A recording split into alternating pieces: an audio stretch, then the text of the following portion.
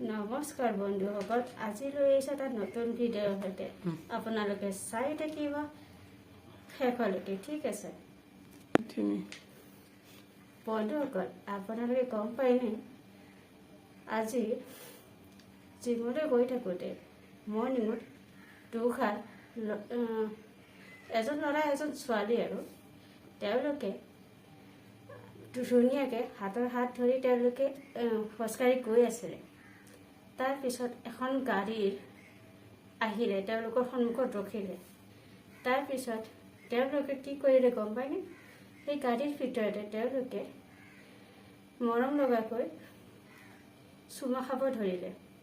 তাৰপিছত মই দূৰৰ পৰা দেখি আছিলোঁ, তেওঁলোকে ধুনীয়াকৈ কাপোৰ কানি খুলি তেওঁলোকে মৰম কৰিবলৈ আৰম্ভ কৰিলে।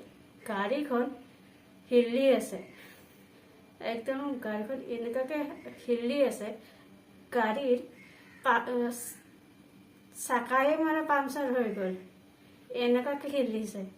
ভাবি চাওকচোন কেনেকুৱা হ'ব লাগিব তেওঁলোকৰ জোচটো।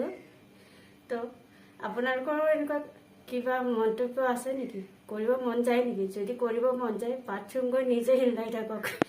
তো মোৰ কিন্তু এইবিলাক প্ৰয়োজন নাই, মই নিজে ঠিক আছোঁ, বেষ্ট আছোঁ। তেতিয়া যদি কৰিব মন যায় মন্তব্যবোৰতো জনাব কমেণ্ট কৰি দেই। আপোনালোকে জনাবলৈ কেতিয়াও নাপাহৰিব। আকৌ লগ পাম এটা নতুন নতুন ভিডিঅ'ৰ সৈতে।